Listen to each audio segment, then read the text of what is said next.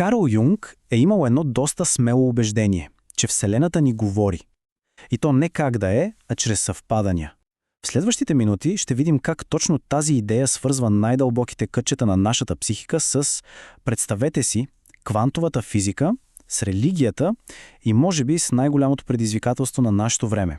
Как да останем себе си в един все по-масов свят. На всеки се е случвало, нали? Онзи момент, в който едно съвпадение се усеща, твърде смислено, за да е просто случайност.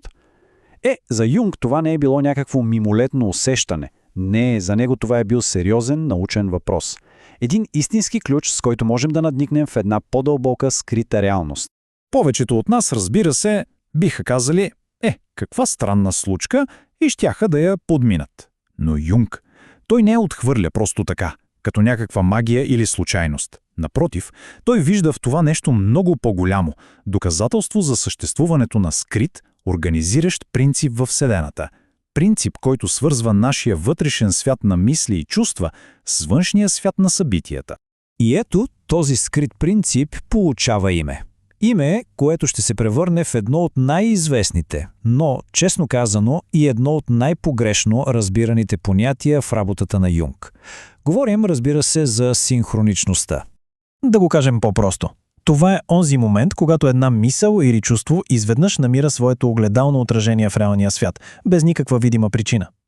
Ключовото тук е, че връзката не е от типа причина-следствие. Не, връзката е в смисъла, който тези две, на пръв поглед напълно несвързани събития, изведнъж споделят.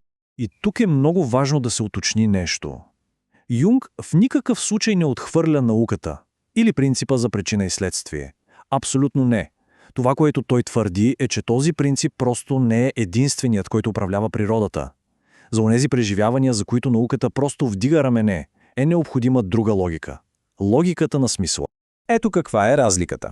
Причинността обяснява как стават нещата. Нали? Една топка удря друга, задвижва я, всичко е ясно. Физика. Синхроничността обаче, тя ни кара да се запитаме защо нещата се случват точно по този начин, в този момент. Тя разкрива един смислен паралел между това, което става вътре в нас и това, което се случва навън. Добре, идея за смислена връзка, която не е причинно-следствена. Звучи малко като мистицизъм, нали? Тук става интересно, защото Юнг намира най-големия си съюзник не в някой езотеричен кръг, а в най-строгата, най-авангардната наука на своето време – квантовата физика. Става дума за Волфганг Паули, един от бащите на квантовата теория. И той е бил буквално поразен. Поразен от това колко много странностите на субатомния свят, където частиците правят абсолютно нелогични неща, приличат на непредсказуемия, символичен и често пъти също толкова нелогичен свят на човешкото несъзнавано, който Юнг описва. Паули вижда абсолютно пряка аналогия. Вижте, във физиката светлината може да е едновременно и вълна, и частица. Нали, две неща, които на пръв поглед се изключват взаимно. Той си задава въпроса, ако съзнанието и материята, психичният и физическия свят са същото нещо, просто два различни аспекта на една и съща по-дълбока, обединена реалност. Това е като онази класическа оптическа илюзия с патицата и зайка. Знаете, нали? Една и съща рисунка, но може да се види по два напълно различни начина. Точно това е идеята на Паули Юнг, че едно и също събитие може да бъде едновременно и физически факт, и психичен символ. И най-важното, без едното да причинява другото. И така, парченцата от пъзела започват да се подреждат. Юнг изгражда една много по-цялостна картина на реалността. Той казва, вижте, за да обясним физическия свят, ни трябват пространство, време и енергия. Ясно. Но за да имаме пълната картина, ни трябват и причинност, и синхроничност. Едното е за физическите връзки, а другото за смисловите. Добре, след като вече имаме тази идея, че реалността се свързва и чрез смисъл, а не само чрез причина и следствие, Юнг прави следващата логична стъпка. Той прилага този нов начин на мислене към един от най-старите и най-трънливи въпроси в историята на човечеството. А именно, проблемът за зло. Въпросът е класика, всеки го е чувал. Но отговорът, който теологията е давала векове наред, за Юнг е бил, меко казано, неудовлетворителен. И то не от философска, а от чисто психологическа гледна точка. Традиционният отговор е известен като привацио бони. Звучи елегантно, нали? Идеята е, че злото всъщност не съществува само по себе си. То е просто липса. Както тъмнината е просто липса на светлина, така и злото, според тази доктрина, е просто липса на добро. Елегантно, да, но според Юнг и дълбоко проблематично. За Юнг това е просто софизъм.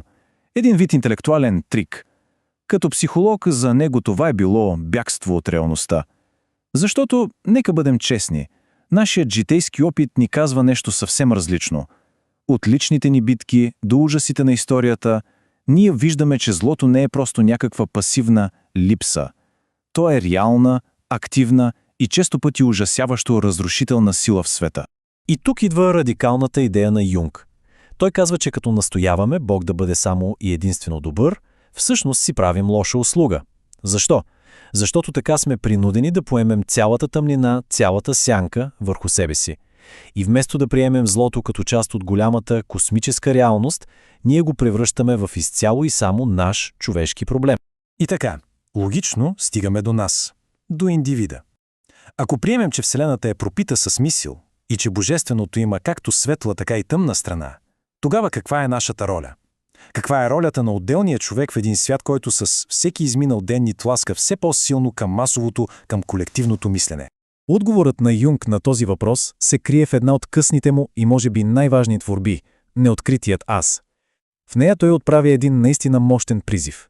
Призив за вътрешно пътешествие, за себеизследване, като единствената възможна защита срещу заплахите на модерния свят.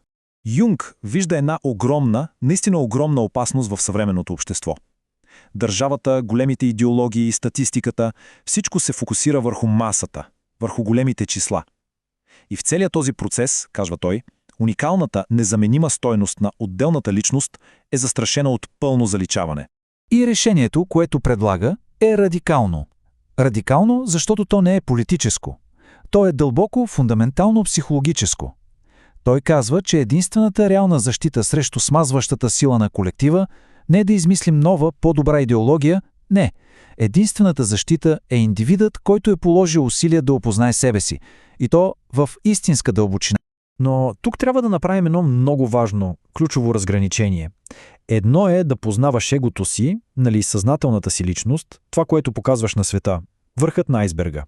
Съвсем друго, и това е истинската задача, е да се гмурнеш под повърхността, да се изправиш лице в лице с огромната, неосъзнатата част от своята психика. Именно това е неоткритият аз. И ето как кръгът се затваря. Цялото това пътуване за намиране на смисъл в космоса, за разбиране на доброто и злото, то всъщност не започва с поглед насочен към звездите. Не, то започва с поглед навътре. Със задаването на може би най-трудния въпрос от всички. Да, съвременният свят постоянно иска нашето внимание, но какво иска нашият неоткрит аз?